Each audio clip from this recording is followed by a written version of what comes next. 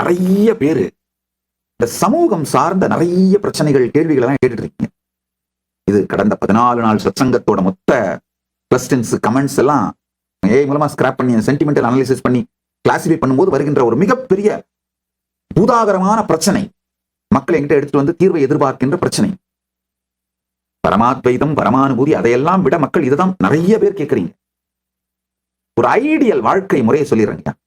இதுல என்னென்னலாம் உங்களால உபயோகப்படுத்த முடியுமோ, கடைபிடிக்க முடியுமோ அதெல்லாம் மேனிஃபெஸ்ட் பண்ணுங்க. முதல் விஷயம், 40 வயசுக்குள்ள இருந்தா 1 வருஷம் இந்தியா முழுக்க பரிவராஜ யாத்திரை போங்க. கல்யாணம் ஆனவரா இருந்தா உங்களுடைய கணவனையோ மனைவியோ துணையையும் கன்வின்ஸ் பண்ணி கூட கூட்டு போங்க. ஒண்ணு. கல்யாணம் ஆகாதவரா இருந்தா கட்டாயமா இந்த 1 வருஷம் பரிவராஜ யாத்திரை பண்ணிட்டு கல்யாணம் பண்ணிக்கோங்க. இல்ல கல்யாணம் ஆகல சமையான கேர்ள் ஃப்ரெண்ட் பாய் ஃப்ரெண்ட் இருக்காங்க, நிச்சயம் ஆயிடுச்சு, அப்ப 2 பேரும் என்ன பண்ணுங்க, இந்த மாதிரி 1 வருஷம் இந்த மாதிரி யாத்திரை பண்ணிட்டு அப்புறம் கல்யாணம் பண்ணிக்கோங்க. ஒன்னாவே யாத்திரை பண்ணுங்க, அதுக்கப்புறம் கல்யாணம் பண்ணிக்கோங்க. காரணம் என்னன்னா, உங்களுடைய உறவை முழுமையாக்கி உயிர் மலர்ந்துருங்க.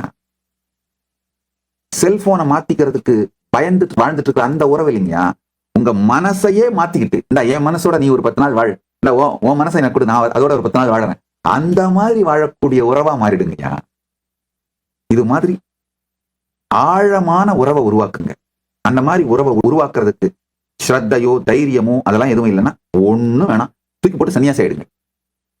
அப்போ உங்களுக்குள்ள உட்கார்ந்து ஆழ்ந்து தவத்தாலும் யோக தியானம் மற்ற ஆன்மீக பயிற்சிகளாலும் வாழ்க்கையோட அடுத்த நிலை பரிமாணத்துக்கு போற வேலையை கவனிக்கலாம். ஆனா ஏதாவது ஒண்ணு ஸ்ரத்தையோட பண்ணுங்க. அடுத்து, இனிமையா கல்யாணம் ஆகி செட்டில் ஆயிடுச்சா, 2 பேரும் சேர்ந்து உழைச்சி உங்களுடைய சொந்த நிறுவனத்தை கட்டமையுங்கள், உருவாக்குங்க. தயவு செஞ்சு இன்னொருத்தருக்கு வேலை செய்யாதீங்க. கணவனும் மனைவியும் சேர்ந்து உழைங்க. நீங்க உங்களுடைய சொந்தமான வருமானத்திற்கான சகலவிதமான அமைப்பையும் உருவாக்கிக்கோங்க. சில பேர் கேட்டிருக்கீங்க, நாம மத்தவங்களுக்கு வேலை கொடுத்தா அப்ப அவங்களுக்கு நாம அநீதி இழைக்கிற மாதிரி இல்லையா? நான் சொல்றதை கேட்டு எல்லாரும் புத்திசாலியா மாறி சுய தொழில் சுயமான நிறுவனத்தை உருவாக்க அளவுக்கு தைரியமா வந்துட மாட்டாங்க. அந்த மாதிரி வராதவங்க மற்றவங்களுக்கு தான் வேலை செஞ்சாகணும். சொல்றதை கேட்கறவங்க புத்திசாலியா இருக்கவங்க தெரிஞ்சு தெளிச்சுக்கோங்க, உங்களை காப்பாத்திக்கோங்க, அவ்வளவுதான்.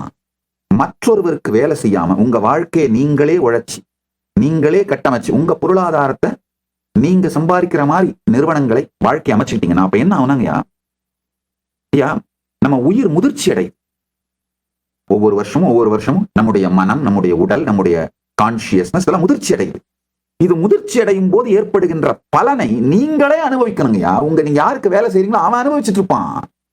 இல்லைன்னா நீங்கள் அடையும் முதிர்ச்சியின் பலனை நீங்களே அனுபவிக்கணும்னா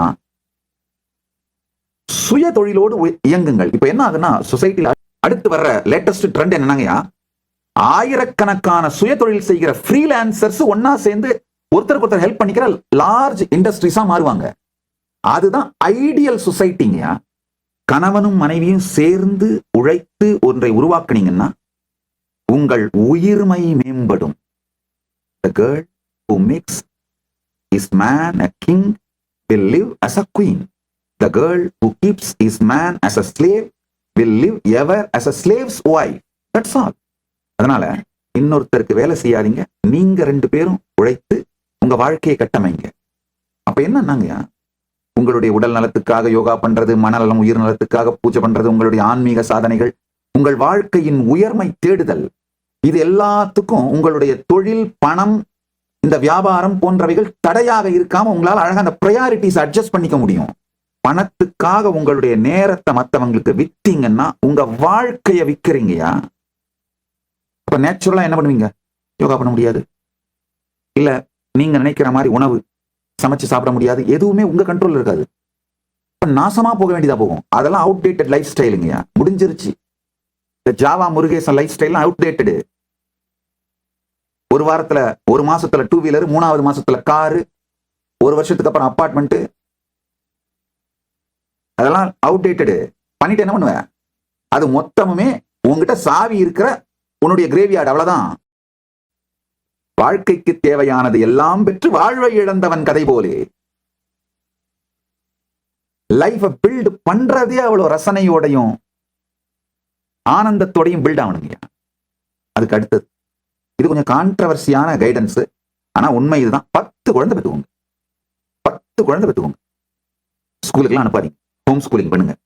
சுய தொழில் நடத்துறவங்களால கட்டாயமா இது எல்லாத்தையும் அழகா மேனேஜ் பண்ண முடியும். இப்பெல்லாம் ஏஐ டூல்ஸ் நிறைய வந்துருச்சுங்க, உங்க லைஃப் ஆர்கனைஸ் பண்ணிக்கிறதுக்கும், டிசிப்ளின்டா நடத்துறதுக்கும், உங்க லைஃப பியூட்டிஃபுல்லா மேனேஜ் பண்ணிக்கிறதுக்கும் எல்லாமே வந்துருச்சுங்க. அழகா மேனேஜ் பண்ண முடியும். பிரான்சைஸ் பண்ண வேண்டிய விஷயங்களை பிரான்சைஸ் பண்ணி விடுங்க. குழந்தைங்களை வளர்க்கறத பிரான்சைஸ் பண்ணி விடாதீங்க. நீங்க வளர்க்கலன்னா சோசியல் மீடியாவும் வீடியோ கேம்ஸும் என்டர்டெயின்மெண்ட் இண்டஸ்ட்ரி உங்க குழந்தைங்களை வளர்க்கும். அப்புறம் நாசமா போயிருச்சுன்னு நடுத்தரில் உட்காந்து அழுதுட்டு இருந்தா என்ன புண்ணியம்? நீங்க வளர்க்கல, யாரோ வளர்த்தாங்க, அப்புறம் என்ன ஆகும்? அது அப்படிதான் போகும். 10 குழந்தைங்களை பெற்றுட்டு நல்லா ஹோம் ஸ்கூலிங் பண்ணி குழந்தைங்க ஒவ்வொன்றுத்துக்கும் அதனுடைய தனித்தன்மைகளை கண்டுபிடிக்க வச்சு அந்த ஃபீல்டில் எக்ஸல் பண்ண வைக்கிறதுங்க. எப்ப பார்த்தாலும் இந்த மெக்கல்லே தருதர முடிச்ச என்ன பண்ணாலும் என்ஜினியர் ஆக்கு, எல்லாத்தையும் 10th 12th என்ஜினியர்.